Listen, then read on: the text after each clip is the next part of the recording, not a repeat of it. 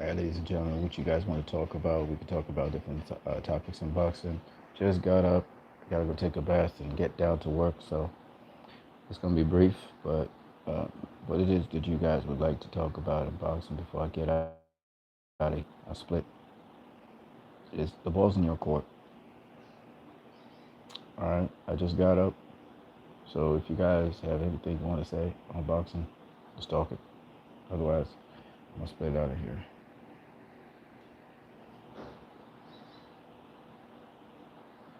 I saw various of you, and you guys was talking some boxing. What you guys got to say? I'm here for about I'm here for about a couple minutes.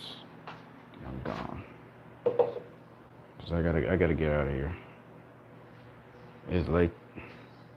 Oh, they started late. What's that there? Saw something? Yeah, I saw something. Yeah, I see it still. Ooh, some marks on my screen. Yeah. I don't know if it's a sink. Check it out. See. Okay, it's semi weird.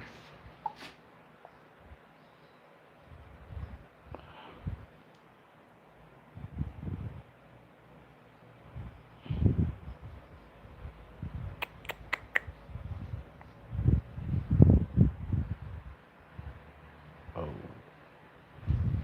oh snap. Oh man.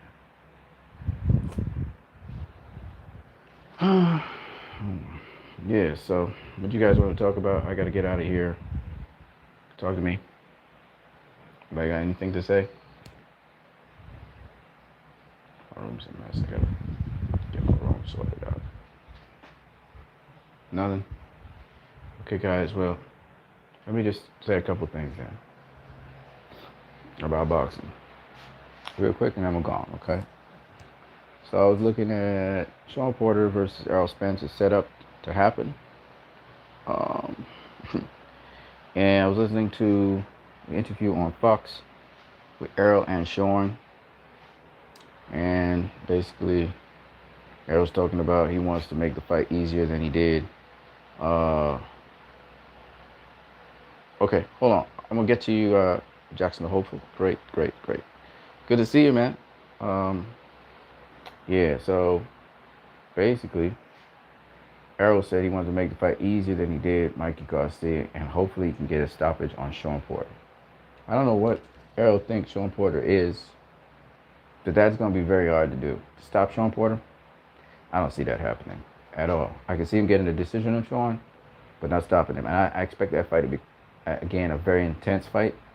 I expect Sean to bring veracity. I know Errol can fight on the inside, so I expect Errol to do some good work on the inside against Sean. But I do think that Sean is a very difficult customer. And seeing that he's WBC champion, two-time world champion, I don't expect that fight to be easy at all. Now Errol could make it easy, depending on how he fights Sean, because Sean's not a better boxer than Errol. No, no way, no how. But I can say that Sean has tenacity, unorthodoxness to him, and unpredictability to him. So until Errol picks that up, if Errol uses the fundamental like how Kelbrook did, he can make the fight a lot easier for himself, but it's not going to be easy at all. Sean's going to be coming all night. Sean's going to be bringing the thunder. Sean's going to be mixing it up. Sean's a smarter fighter now, a cleaner fighter than he was before. So I expect Sean to get to the inside of Errol. Errol's great on the inside as well, but and he can pick his shots really well. Um, I think Sean has not as good a defense as Mikey Garcia, so I guess that's why Errol said he would make it easier. But Sean is less predictable than Mikey is. Mikey works from textbook stuff. Sean don't work from no textbook stuff. He can do some unorthodox things. You know, he throws in some unorthodox moves and some old school moves as well. So, you know, he can triple up the hook, for instance, the left hook off of a jab. So this is kind of weird stuff, like triple left hook off of a jab. You know what I mean? This kind of weird stuff that he does. Keith Thurman does some weird stuff too. So Pacquiao does some weird stuff too. So they're all unpredictable. Danny Garcia is more textbook. Um, so I would like to see how Errol handles Sean, how he gets the win. I think he'll get the win over Sean. If, if he slips up one iota, Sean's going to win that fight. So if he's not on his A game, Sean is going to beat him. Um, so that's how I look at it. It should be a good fight. It's going to be all action from beginning to end. Can Errol stop Sean? I don't think so. I don't think so. But then again, I didn't think Errol could stop Kell Brook. So there you go. So we'll see what happens. Errol usually breaks down his man. He'll have opportunities on the inside to break down Sean. Sean's an inside fighter mostly. So we'll see how that goes. Jackson the hopeful. Let me answer your question. Your question was, do you think that um, thoughts on the Charlos? Thoughts on the Charlo brothers? They're good fighters. They're good fighters. Jamal has a very good jab. Jamel was a pretty fighter. He's not as clean and as textbook as he used to be because I think he's going for more for power now. So he's more into the power thing. He had a good little, exhibition bout against Kota. I mean, that's what it was. It was an exhibition bout. I guess confidence booster, whatever you want to call it. Before he goes into the rematch with Harrison. It's an alright fight. But by and large, the Charlo brothers are not all they're hyped up to be. We've seen that in the most recent fight with Jamal and what's his name? The guy that Andy thing beat. I forgot what his name is. Knocked him out. Thing. Forget what the guy is. He's tough. He's a tough customer. You guys know the name of him. European fighter. Yeah. I just got up, folks, so still kind of sleepy. Yeah, but I think that if you ask me, the Charlos are good fighters, world champions. You know, I used to look at them one way, but now I look at them, I see that Jamel got outboxed by Tony Harrison. Period.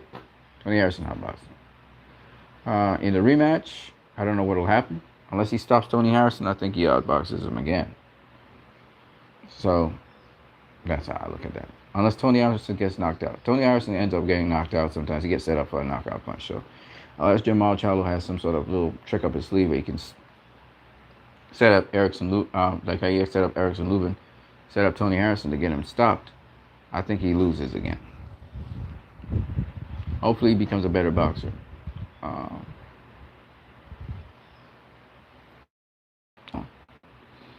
Jamal Charlo. Jamal Charlo at 160 hasn't really faced any real competition except for the guy that he just recently faced, which he couldn't stop. But the guys before, even though he stopped those guys, they were actually had an injury or something like that. So he hasn't really been tested at 160 yet. He was saying something about Jamel Charlo versus Canelo. Do you think Charlo fighting Canelo would be a good fight? No, not at this time. He's too inexperienced. As much as he has championship experience at super welterweight, he's never really faced anybody on the level of a Canelo. Nobody. He hasn't even faced anybody on the level of a GGG. The difference is GGG don't really slip jabs and roll jabs, and his head stays in one plane. So, jab for jab, Jamal might have a pretty. He has a power jab. So, I mean, it'd be good to see him against GGG. It'd be a nice test for him. But even though he's a young killer and all of that, I don't think that based on how he performed, what's that kid's name? The guy who, I forgot the guy's name. I just can't remember the guy's name for nothing. You guys know who I'm talking about. Jamal Charlo versus his last opponent. You can check it out. Not this recent one here. Not Kota. The one, Jamal Charlo, sorry. His last opponent. Check out his last opponent. It's Korbanov. Korba something. Him. He faced Andy Lee. Korbarov or something. He's southpaw. Forgot what his name is. I just can't remember his name. But Korbanov, guys, help me out with this. His name is Korbanov. I can't remember. Just can't remember the name for nothing. But it's Corbin something. Anyway, him. He gave Jamal Charlo a pretty tough fight. Pretty tough fight. And if he's giving Jamal Charlo a tough fight, Canelo, Triple G, Danny Jacobs, they're all going to give him a very rough time because his thing is he's coming off of a jab. Canelo nullifies jabs. He makes a jab not even a factor. Korobov, that's the name. Korobov. Thank you very much. Jackson the hopeful. Yeah, so no, he against Canelo just not good. Not good for him right now. Not good for him right now. Canelo's gonna slip that jab. He's gonna get. You saw what Canelo did to Danny Jacobs. Danny Jacobs a much more experienced, better 160 pounder than all them other welterweights out there. In fact, I would argue Danny Jacobs better than GGG. He's a much better middleweight than Triple G is. He's much more skilled. Got much more dimension to him. Better all-around boxer. Period. Danny Jacobs is a much better fighter than Triple G. Triple G's probably tough. He's tough, but he's Triple G's not nowhere in the league of a Danny Jacobs. Danny Jacobs can do so many different things. Go southpaw, fight orthodox, fight on the inside, fight on the outside. He's got better range, mid-range. He can fight all the ranges. Triple G can't do that. Triple G's a limited fighter. A lot of you guys don't realize that, but he's elite, but he's a limited fighter. Hold on a second. Let me see what Jackson the Hopper says. I like to say Jacobs versus Charlo as a measuring stick for both. It ain't gonna be much of a measuring stick. You'll realize that very soon. Charlo's got a very good jab, but Jacobs is another guy who can maneuver past the jab. He still gets caught with the jab, but Jacobs is a tough dude. That would be the stiffest test of Jamal Charlo's career, facing Danny Jacobs. And Danny Jacobs is up there. You see, a lot of people don't realize this. Danny Jacobs, other than Canelo, the two best middleweights in the division are Canelo and Danny Jacobs. Some people say Boo Boo Andre. No. You look at resume, you look at performance, you look at top tier opposition, you look at how these guys, how they conduct themselves in the ring. Danny Jacobs and Canelo, they're the two best. The two best. Not GGG. GGG's probably, I don't know. He has to face Demetrius Andrade. I wouldn't say Jamal Charlo, but if he faced Jamal Charlo, it'd be good. He have that name on his resume. Those are two undefeated fighters. One is a world champion right now. So that's what Triple G needs to do. I'll be facing no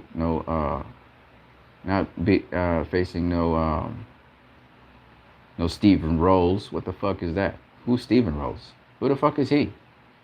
You don't want to face Demetrius Andrade or Jamal Charlo, who are nobodies as far as GGG's concerned, but you can face Steven Rose. Get the fuck out of here. Seriously.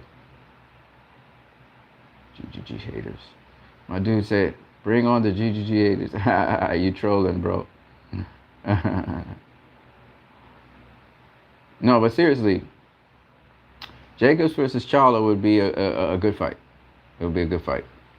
But I think Jacobs is just too much for Charlo right now. Charlo needs more experience.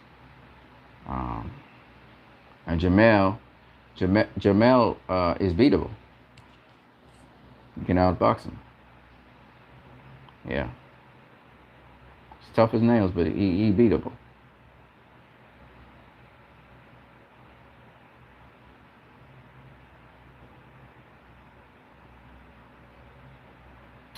Pooh Strong says, why are people saying if Thurman doesn't KO Manny, then he should retire? What? He's not going to KO Manny Pacquiao. Keith Thurman, power Golden Carriers uses. Listen, people. And Thurman got that one-time power, right? He got that one. We all know that. But it doesn't matter. Look, man, you know what? let me explain. The days of Thomas the Hitman Hearns are long since gone. What do I mean by that? Thomas Hearns. I'm gonna tell you some one-hitter quitters. Thomas Hearns is a one-hitter quitter. Keith Thurman's a one-hitter quitter. This motherfucker's name. Um, Ernie Schaefer's was a one-hitter quitter. George Foreman's a one-hitter quitter. All right. Deontay Wilder's a one-hitter quitter. You know, these guys could punch. But how you gonna land that fucking punch to make that happen? That's what people don't understand. The skill level, the elite level of fighters today, the defense of elite fighters today is significantly different to the fighters of yesterday. You know what they say? They say today, they say that the guys of yesterday took more risk. That's the bullshit the statement they make. And the guys today, they don't take as much risk. That's the bullshit. It's the guys today have learned more defense than the guys yesterday. A lot of guys today are more defensively responsible. The elite fighters, Sean Porters, the Keith Thurmans, the Danny Garcias, the motherfucking Errol Spences, the motherfucking Terrence Crawfords. Okay, these are the elite fighters right now in the division. These guys got defense. They got defense. So you hitting me with one punch is not going to put me away. Thomas the Hitman Hearns against Roberto Duran. People say Duran had great defense. No, that motherfucker used to get hit flush. And Sean Porter gets hit probably the same as Roberto Duran, right? And Porter's, of course, a tough dude. But even Porter, his father told him he needed to get a better defense. You hear Triple G. You hear people talking, Triple G changed trainers because he wanted to get better defense. You get what I'm saying? So the days of yesteryear where motherfuckers would get hit flush and get put down, those days are long since gone. Boxing has changed from that time. That's why you don't see knockouts so much in the elite level, because guys got either they got good defense or they got excellent defense. So it's not as easy. It's not as easy to touch those guys as it is to touch guys of yesteryear. And I'll tell you why. So most of the guys today, the elite fighters, are more athletic. They're athletic. Not only that, but the guys today, the whole way how they do things with their physical trainers and their health management and all these other teams of people that maintain their health, these motherfuckers are healthier than the guys from yesteryear. They don't drink. They don't smoke. You know what I'm saying? They don't eat any old thing. You have something called health and conditioning now. Some strength and conditioning coaches and all this kind of shit. All right? So, motherfuckers don't even take, they try not to take PEDs. A lot of them take PEDs, but some of them try to take PEDs. They use natural things to enhance their performance. All right? So this is the world we live in today. You know, I'm not saying that the old school, you can't learn things from the old school. I'm just saying, new school's different. Motherfucker's much more athletic today. What do I mean by that? You look at Deontay Wilder, very athletic dude, in and out. This is a heavyweight we're talking about. Quick twitch muscles. The dude is explosive, quick, very fucking fast. Bam, bam, and it's over. Boom, boom, and it's over. You know what I'm saying? And then he's a freak. He's 6 foot, what? 6'7", 6'5", something like that. Motherfucker's a freak. He's tall. Now, back in the day, you know, even Muhammad Ali is quick. Yeah, Muhammad was quick, you know, and busy and moving, but not as explosive as motherfucking Deontay Wilder. Look how quick he is. Right? And Ali was quick with the 1-2s. All right? Better, maybe a better all-around boxer. On the outside, not on the inside. You know what I'm saying? So I'm just saying though, but Ali's small compared to Deontay Wilder. Wilder's like 5 inches taller than Ali is. Ali was 6'2" or 6'1", something like that. Wilder towers over Ali. You know what I'm saying? Y'all gotta understand what I'm saying. I'm not saying that Wilder had better timing or anything like that. I'm just saying athletically, the motherfuckers today are superior to the guys of yesterday. So I'm not gonna get caught with a punch that an old school guy might have got caught with because my motherfucking ass gonna get out of there rather quickly. And another thing is, and it makes a big difference, is when you jab and you move with that jab. So you're most of the guys used to stand directly in front of each other and jab each other. That's why the guy with the longer reach used to hit the other guy. Today, motherfuckers don't do that. They cut lines of approach. And they don't do predictable timing or jab and all that bullshit. No, it's unpredictable. And they mix up their jabs. They got many different jabs. They use many different jabs. Not all of them do that, and some of them are kind of predictable. But what I'm just saying is, it's different now. It's not just, you're a killer and you're just coming in there and you're throwing everything you got, and you're just showing intensity and it's entertaining like fuck, and you may even have some skill in terms of the technique you're using, but you coming down a straight fucking line. No, it's not like that anymore. That's what I'm saying. Hold on a second. Let me get to you guys, because you guys was talking a lot of stuff. So let's get to it. Y'all still talking about Ray Robinson. Ray Robinson was from another fucking... Alright, we're going to deal with that. We're going to deal with that. But first of all, let's get to what you guys are saying. Tommy, the Hitman Temper. I'm going to call you Hitman. You like to troll. You're so funny, though. But I like you. You know you're boxing. You taught me a thing or two. Still practicing that jab. Hold on a second. Alright. I don't know if Poopy's is strong. It's not easy to KO a guy today. I've seen guys at lower tiers KOing guys, but at the highest tier, that's very hard to do. That's why GGG KO'd Rose. He ain't fucking KO Jacobs or Canelo. That didn't happen. And you remember, what's this? It's all about the Bruce Lee jab. Hold on a second. What the fuck? Okay. Sorry about the F-bomb spoke, people. I know I'm a Christian. I'm supposed to not curse. Man, I'm having a rough time with it.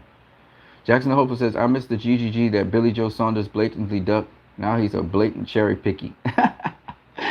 That GGG was a myth, my friend.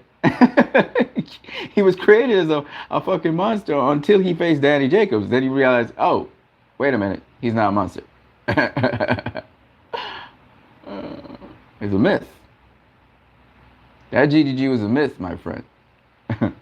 Tell me, on a serious note, who's the best punches Pac has faced? Pac has faced? Pacquiao? In sparring? Valero. That motherfucker was a killer and could box. Valero. I think. I miss him. Edwin Valero. Was a killer. Go and watch his fights. I think that's the heaviest puncher he ever faced. He used to put his punches together, too.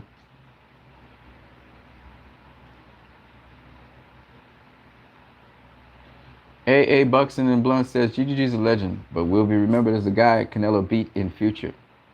He a legend? I mean, if you guys want to call him a legend, fine. I'm not hating on him. I don't think he's all that, but... He a legend for what? For having a long winning streak or something? With many lockouts? That's what he's a legend for? I mean, who's the top tier guy that he beat? He beat what? Danny Jacobs? That's disputable, but all right, let's say he beat Danny Jacobs. That'll go down in history as he was the guy that beat Danny Jacobs. That's about it. There are no other top tier guys he beat. Unless you want to consider David Lemieux, who was just clowned and schooled by Billy Joe Saunders. Billy Joe Saunders schooled his ass. Beat him up too. Tommy Temper puncher. I don't know. Actual puncher, you mean actual puncher? Miga Cotto? Miga Cotto. Legendary Miga Cotto. That would be the dude, I think. Jackson Hope says Margarito Cotto. Yeah, I wouldn't even say Margarito. I think Miga Cotto, that's the dude he beat. I mean, he beat him. I mean, Cotto was weight drained, but still, he beat him. No excuses. I mean, no excuses. He beat him. You got to give him his props for that. Tommy T. Tommy Temper says, defense means getting hit less. Taking risks is about engaging more, in my opinion. Right, but you have to have a mix of both. You know what I'm saying? And engaging more is a risk, but you have to have what is called calculated risk. I think I think guys like Floyd and Pernell Whitaker and you see guys grew up. The guys grew up watching Floyd, Whitaker, McCollum. Mike McCollum's teaching a lot of boxers. A lot of boxers are coming through Mike McCollum's gym. So Mike McCollum giving you the strong fundamentals of boxing, right? You know, it's not just about being gung ho. Yeah, you go out there and you do what you got to do, but you make sure you have calculated risks. It's okay to take risks in boxing. You have to take risks in boxing. The thing is calculated risks. You know, and you hear a lot of younger boxers talking about chess, not checkers. They're very aggressive. They're still getting their knockouts and stuff, but you hear them talking about chess. It's chess, not checkers, motherfucker. You know what I'm saying? No cursing, please, Anson. Tommy Davis says Robinson was more athletic than nearly all fighters I can remember, think of, except RJ. No, that motherfucker was not athletic. You're mixing up aggression with athleticism, my friend. He would be average today. RJJ would mop the floor with him. Roy Jones Jr. is very, very fucking quick, man. For a middleweight and above, light heavyweight, yeah, he's quick. Come on. Why my chat section disappearing? Coming and disappearing. I hate those things. Yeah. Tommy said it's a shame Wilder doesn't have athletic defense. What? Athletic? What's that? What's athletic defense? Anyway. Um. So yeah. He got some defense. Wilder got some defense. He gets hit, but he doesn't get hit a lot, if you notice. And if you notice, Wilder don't throw a whole bunch of punches either. He's very selective on what punches he throws, how he sets up his shots, how he moves around the ring. It's very calculated. And his defense is pretty good. He uses a jab as his defense to keep you off of him. He uses the high guard and stuff like that. But anyway, yeah. Jackson Open says, you got heavyweights the size of NBA big men nowadays. Fuck yeah. Tyson Fury 6'9". He's basically LeBron James height. That's crazy. Like I said, today, the fighters today are bigger, they're stronger, and they're faster than yesterday's guys. And for those Sugar Ray Robinson fans who have been watching film on him, he was quick. Don't get me wrong, he was quick. And he can't touch these guys today. In defense, quickness, timing, speed, I just don't think so. What I really wanted to do, so you guys could see it, was do some footage of Sugar Ray Robinson side by side with any modern day elite fighter. Elite, not just any fighter, because you can't compare an elite fighter of yesteryear to an average fighter of today. That's fucking stupid. You compare an elite fighter of yesterday to elite fighter of today. You know, that's what these clowns don't understand. So the dude who was talking about Lucas Brown versus, Larry Holmes, I was like, first of all, Lucas Brown don't even have a style like Larry Holmes. You know, if you want to compare, at least, but on top of that, you're talking about Larry Holmes as a jabber. You know what I'm saying? If you're going to look at a jab, if you're going to look at Lucas Brown's jab compared to Larry Holmes. Now, it would have been better if you said Marcus Brown. But Marcus Brown ain't a heavyweight. He's a light heavyweight. Marcus Brown compared to Larry Holmes. That would have been better. Because Marcus Brown is a southpaw. He has a decent jab. He can fight on the outside. He can fight on the inside. You know, it makes more sense to talk about that. Not Lucas Brown. Lucas Brown. Who's Lucas Brown, first of all? I know who Lucas Brown is. I'm just saying. He's not in the top tier heavyweights. If you're going to compare somebody to Larry Holmes, Deontay Wilder to Larry Holmes, maybe, or because George Foreman said that, he thought Wilder had, one of the best jabs since Larry Holmes. That's what George Foreman said. You know what I'm saying? So you want to compare Wilder to Larry Holmes, that would have been a fair one. Or Andy Ruiz to Larry Holmes. That would be great because Andy Ruiz uses a beautiful jab to the body. Comes off his jab really nicely, feints the jab, sometimes hesitates, feints the jab, changes the rhythm of the jab, uses different kinds of jabs, and he's shorter than a guy with a longer reach. So Larry Holmes usually had the reach advantage on his opponents. Andy Ruiz didn't have the reach advantage.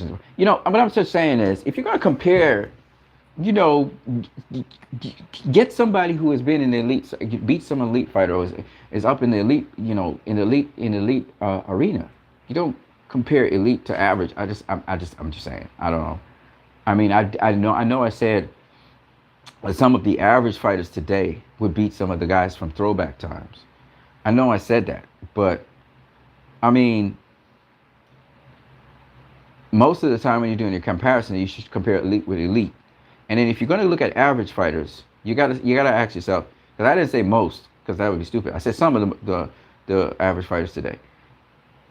Some of the average fighters today, what I mean by average, I mean a guy who's in the pros, you know, maybe he's been at contender level, but now he's a journeyman, right? He got a lot of experience. Some of those guys, you know, would actually beat some of the throwback fighters. And the reason being because of the kinds of things that they do in the ring. You see, that's what I look at. I look at what do you do well in the ring? What do you don't do well in the ring? And then I look at a throwback fighter and I'm like, what did he do well in the ring? What did he done not do well in the ring? These are the things. This is just common sense. That's how we look at boxing. That's how guys would, say, okay, I'm gonna take this matchup because I see things that this guy does well in the ring and things he doesn't do well in the ring. This is just common sense. This is just the way our boxing is. So when we look at assessing a fighter, may be wrong. We may not be able to capitalize on it. We may not be able to take advantage of the situations we see where the boxer does things which are not so good. And we may not be able to stop the boxer from doing the things that are good. But the point is, you have to look at those things and assess those things. So that's what I do when I'm looking at. I'm saying, okay, you're going to take a throwback fighter, you're going to put him in the ring, and you're going to take a modern day fighter, you're going to put him in the ring. Well, just the way how you usually assess fights, that's what you got to do. You got to look at, okay, what the throwback fighter do well? What he vulnerable in doing? And then you look at the fighter who is today, and you say, well, what he do well, and what he don't do well. You see, and then you kind of that's how you work it out in your mind. Now, obviously, how it actually would play out, we don't know. We don't really know. Anything is possible. We saw Tony Harrison beat Jamel Charlo, and we realized Jamel Charlo got some shortcomings in his game. I thought Jamel Charlo would have run over Tony Harrison because everybody, most of the top tier guys was running over Tony Harrison, right? So, I mean, it doesn't mean I'm 100% correct, but I'm just saying most of the time I'm correct. You're right. Most of the time I'm correct when I look at assessments and matchups. So it's based on that. I'm not saying anything can happen in the ring. Anything can happen. One thing you got to give Sugar Ray Robinson was he went to the body. It was very monotonous in how he went to the body. There was a lot of looping hooks to the body, multiple hooks to the body. Very monotonous. He didn't change it up. He didn't go body to head, none of that. He did do body to head too. He double the hook to the body or double the hook to the body to the head. He'd do that kind of thing. But most of it was a combinations and they were very fast. Most of the guys he was facing, let's be real, let's be fair here, were not championship level guys. Most of the guys, I said, in his 100 and whatever fights, right? So I wanted to make it abundantly clear, when we're talking about Sugar Ray Robinson, he had a lot of fights, but he wasn't always fighting top tier guys. Okay, he had a lot of stay busy fights. Okay, see, be that as it's made, when you look at his knockout ratio, 52%, it tells us he's not really a devastating knockout artist. He set up most of his knockouts. He once or twice he caught a guy with a shot that the guy didn't see, and the guy went down. I think he did that to a very good fighter. What's his name? He beat that. That's how he beat him. I forgot what his name is. But anyway, the point is, a lot of times people praise up these guys. Now, let me make it abundantly clear though. Sugar Ray Robinson was the dude of his era. Okay? When you're talking eras, he was the man of his era. So he the best of the best. In addition, he inspired pound for pound. It's just what it is. That's fact. Okay? 3.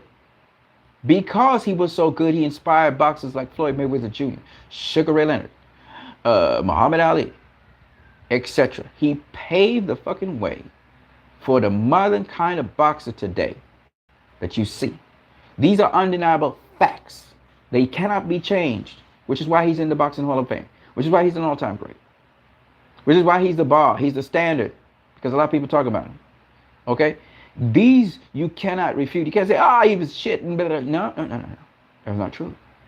But when I start to make statements about him being beat by guys today, that would be 100% true.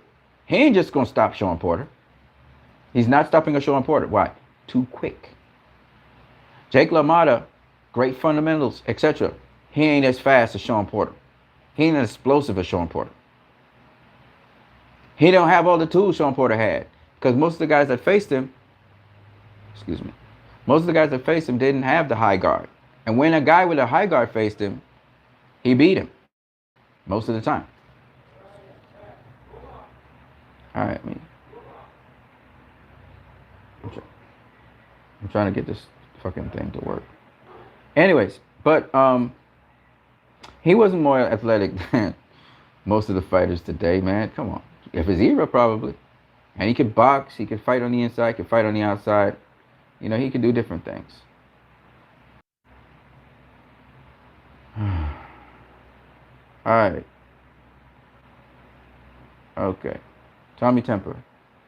Shan. Okay. Jackson the Hopeful says, you got heavyweights decided. Okay. Tommy Temper says, it's about the Bruce Lee jab. Yes, sir. Yes, sir. I saw it. Great stuff, man. I thank you for that. I thank you for teaching me that. What's the difference between a legend and a great? A legend and a great. I think they're the same. Well, I mean, a legend transcends time. An all-time great may not transcend time. People may forget about them, but they still great, and they call all-time great. It's just a matter of speech, really. It's saying that through any era that that person went through, that person would be considered great. So that's what an all-time great is, you know. But to say that that's true, it doesn't necessarily translate into that. But they were just so good for their time that people put that superlative on them. But a legend is someone who has a legacy that is so great that it transcends time. You know, so somebody who's great or a legend. Again, great or legend. Great depends on people, I think. So if people you great, then you're great. And that's what it is. A legend is somebody who's remembered, and they, or people rediscover them and say, "Oh, shoot, that was a legend in his time." You know, legend is like mythos. It's somebody bigger than life. A living legend. That's what a legend is. Like legacy is so great that, you're great for your time. So it's usually the people of the era that say, "Oh, this guy's legendary." And if it passes on through time, people remember that, "Oh, this guy was a living legend." It just means he's so great that, he was seen beyond just the eyes of, reality. The mythos of the person become a legend, like a superhero. That's how I look at it.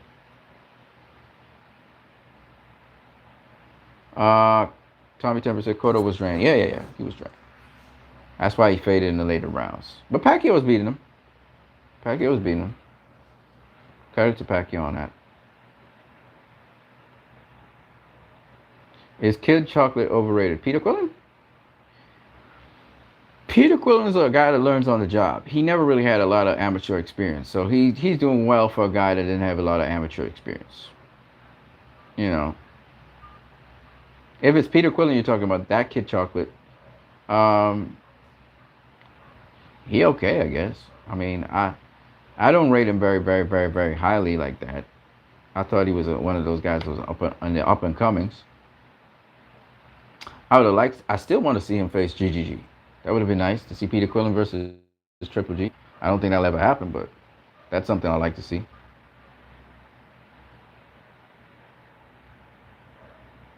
If you're talking about Kid Chocolate in history, no, he was an excellent boxer. He's an excellent boxer. Faced some really good elite fighters, beat them. Had a certain skill set. If you ever watch his fights, so I thought it was good. If you're talking about the old school Kid Chocolate, if you're talking about the new school Kid Chocolate, it was Peter Quillen. He okay.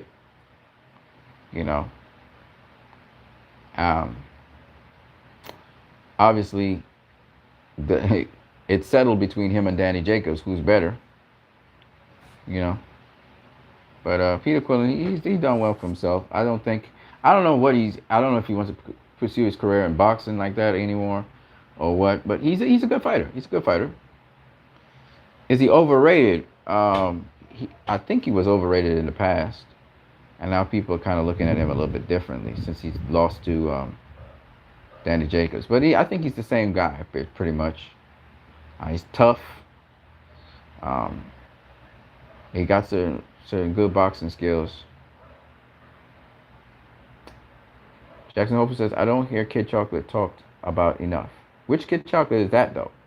Are we talking about Kid Chocolate, the legendary Kid Chocolate? We're talking about Peter Quillen. Peter Quillen, we don't hear too much about Peter Quillen anymore because he ain't really trying to be out there like that. You know, he has his fights sometimes on PVC, but he's not really. You don't see him vocal about anything. He's not trying to be in the media or anything to remind people that he's there. So, and I know he's involved in many other different business ventures. So that's probably the case. Anyway, guys, I gotta go. We spent a nice period of time together here talking boxing. I'm glad you guys kind of fueled the questions. Poobies is drunk. Jackson the Hopeful. Tommy Temper, my dude. I'm sorry I couldn't be on some of your hangouts, man. I would like to be on some of your hangouts again. Shout out to also the Jedi Knight. Shout out to him. I mean, we was an explosive one a while back. But again, I'm not like Tommy Temper said. We need to talk a little bit about defense. So let me just give you guys quickly on this on the stream here a little bit about defense. All right, it's really simple. Defense is about not getting hit. That's all defense is. All right. Defense is about not getting hit. Offense is about hitting. All right, that's the goal. So if you have good defense, it means you're not getting hit as much as your opponent's getting hit. You got better defense than your opponent. If you're not getting hit as much, note what I said, as much as your opponent's getting hit. All right, that means you have better defense than your opponent. Now, but that doesn't mean that you have in the fight. That doesn't mean that you don't have better That doesn't mean that your opponent doesn't have better skills in defense than you do. So, for example, Triple G has beaten a number of opponents, and in that fight, Triple G had a better defense than his opponents because he stopped his opponents, whereas his opponents didn't stop him. So he didn't get hit as much, but he got hit. Now, if you look at, for example, Kell Brook fight, between Triple G and Kell Brook has much more defensive skills and better defensive skills than Triple G does. And he was landing on Triple G at will for most of the fight. But he got stopped. Right? Now, in that fight, whether we like it or not, Triple G ends up being claimed as the guy with the better defense than Kell Brook because he stopped Kell Brook. But really and truly, if you look at the punch stats and stuff, yeah, Triple G was landing more as the fight went on. When you look at the punch stats and stuff, you will see that Kell Brook, at least in rounds 1 and 2, had the better defense than Triple G did. In rounds 3 and 4, Triple G picked it back up, and he had the better defense than Kell Brook because he was more offensively minded. So he was able to land more of his punches on Kell Brook. Kell Brook was still landing punches on him, but he was landing more punches on Kell Brook, and he was hurting Kell Brook. And when he hurt Kell Brook, he was able to stop him.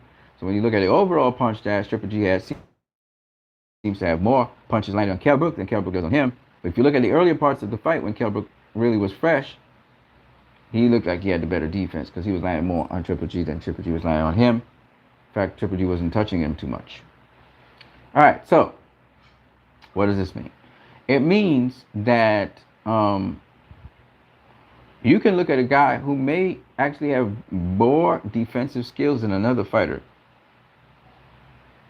but that other fighter beats him because that other fighter has a better offense than he has defense for that particular fight. Whether it's the guy is bigger and stronger, so his punches have a greater effect on the guy, even though he's blocking punches, or it could be that, or even if the guy is he get hit by one punch and that was all it took, you know, because the guy's so much bigger and stronger. So it's not just who has the better defense always. Sometimes, you know, a guy gets knocked out with one punch.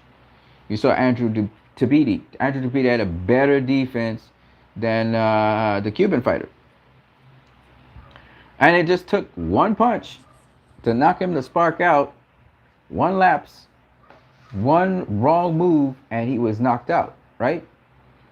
And he was pretty much winning the fight, all right?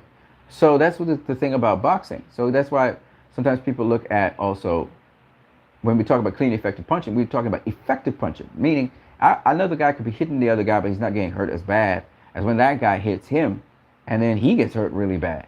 You know, so you have to look at what's called clean, effective punching. So sometimes dude worked the whole entire round, and another guy hit him and dropped his ass. He lost the round, right? So you have to look at clean, effective punching in two ways. One, who's the guy that really is hitting with more powerful shots and actually, really putting an impact on the other guy. And the other thing you got to look at is, yes, you're looking at activity and all of that, but you got to look at who's really landing those crisp, clean shots. Sometimes people talk about eye-catching shots. Okay, but crisp, clean shots, shots that everybody could see. So it's that kind of thing and gets your attention. So it's those two things you got to look at. But when it comes to defense, when you're looking at a guy with a better defense, and usually, honestly speaking, the guy with the better defense in a fight, generally speaking, wins the fight because he's not going to get touched, but he can touch you. Of course, he has to have also offense. That is what we call the defense to offense transition, or the offense to defense transition, which both happen. So if you don't have that, it don't make no difference. You can be blocking how many punches you want. The guy can't touch you if you're actually not landing anything on him. Then it doesn't really matter. All right, guys. So we're splitting out of here. I just want to talk to you guys about the defensive aspects of. Okay, my screen flipped. So I just wanted to talk about defense and offense with you guys. I hope you guys have a great day. I'm out of here. I got to go eat something and then split and go work. All right. Keep safe, guys. There's a little bit more I want to talk about with defense just very quickly. So Tommy Temper wanted to know, how do you judge, who has, better defense in a fight? Let's take for instance, Triple G versus Canelo. Okay. This is a good fight to actually assess properly. So a lot of people say that Triple G beat Canelo in the first fight, which I totally disagree with. And the reason why they say that is because, one, Triple G seemed to have been landing a jab on Canelo. Seemed to be, I say. And the other thing is he was putting on relentless pressure. And later on in the fight, it seemed as though he was catching up to Canelo and tagging him a bit. All right. So let's talk about that. Canelo was landing a lot of shots on Triple G. But his shots were not necessarily putting Triple G in such a position that he was seriously buzzed by anything. He would get affected by body shots and step away. But as to say he was buzzed, he never got really buzzed or rocked like that. Canelo also never got really buzzed or rocked by Triple G, mainly because he never really got hit by Triple G. Once or twice in the fight, he actually got hit flush by Triple G. He was able to, well, he wasn't really hit flush either. He rolled a punch. So he wasn't really hit by Triple G, period. Okay? Now, because of that, a lot of people say it was a draw. It's not a draw. I'm going to tell you why. The difference between Canelo and Triple G is Canelo was hitting Triple G, but Triple G was tough enough to take the punches and big enough. Whereas Triple G was not hitting Canelo for most of the fight. That's the only reason why Canelo was standing. It's because most of the time Triple G ain't hitting him. And if you think he's hitting him, Canelo's taking the sting off the punches by rolling the punches. So at the end of the day, he didn't really touch Canelo. And you saw it. At the end of the fight, Canelo had a headbutt cut, and that was about it. He walked away, went and partied like if he was normal. Okay? He was in a club that same night. Triple G, on the other hand, had busted up face and a cut over his eye from punches. Triple G was eating punches all night, to the body and to the head. You go watch the fight again. Now, my point being this. If you look at, when you talk about Triple G versus Canelo, you have to ask yourself, who's the guy that's effective in the fight? That's all you got to ask. It's a very simple question. Who has been effective? Which one of the two was fighting the fight he wanted to fight? And if you know the answer to that, then you know the answer to ring generalship. And for the bulk of the fight, let's be honest here, Canelo was controlling the fucking fight. He was fighting the fight he wanted to fight. And people were saying, oh, he was running from Triple G. But the point is, that's what Canelo was doing. He was making Triple G miss, and then he would make him pay. All right, that's what Canelo was doing for the budget. They say he was fighting in spurts. Canelo was fighting in spurts. Canelo always fights in so-called quote unquote spurts. He's a sharpshooter. He's a guy that picks you apart. He uses combinations, but he picks you apart. I argue Canelo was like Floyd in there. Well, it was Floyd Mayweather facing Triple G. Not a skilled Floyd Mayweather, a bigger Floyd Mayweather, but it was Floyd. So that first fight, Triple G couldn't touch him. Canelo was the one doing the touching. And Canelo was dictating how the fight was go. All right, he was dictating where he wanted to fight, when he wanted to fight, how he wanted to fight. And to prove that point, in the rematch, Canelo fought a totally different way and showed he could do whatever the hell he wanted to do against Triple G. All right? Anyway, so that was the ring general, Canelo. Defense, we know, was Canelo. Clean, effective punching, that goes again to Canelo, not to Triple G. Triple G wasn't landing anything clean on Canelo. And then finally, but not lastly, who was effective in their aggression? Only Canelo. Triple G was aggressive, and he tried to ramp up his aggression, but he wasn't landing nothing, really. So you guys were hoping, and some of the guys was hoping and praying he would catch Canelo. It never happened. So that's that. So Canelo won the first fight because all four criteria go more to Canelo than Triple G. And then when you look at the second fight, I mean, it's obvious Canelo was the effective aggressor. He was walking Triple G back and beating on him. Triple G's face looked worse than the first fight. And then second of all, Canelo was the guy with the better defense again. He didn't even get touched to the face. And then on top of that, you see Canelo being the one who is the ring general. He decided how this fight was going to go down, and it was going to go down Mexican style for the entire fight. I don't think Canelo took a step backward for the entire fight. So that was the ring general. Okay? So you have defense, ring generalship, effective aggression, and clean, effective punching. Canelo. That's how he won the two fights. I mean, this is not rocket science. Unless you're a blatant Triple G fanboy, don't want to see the truth. You know? All right, peoples, I got to go. It's almost an hour. I've been here. Let me see what you guys are saying. Okay, so that's basically it. Jackson the Hopeful, Poovy Sit Strong, Tommy Temper. It was good talking with you guys. And AA Boxing and Blunts. Shout out to all of you guys. Have a good day. God bless. I'm out. Peace.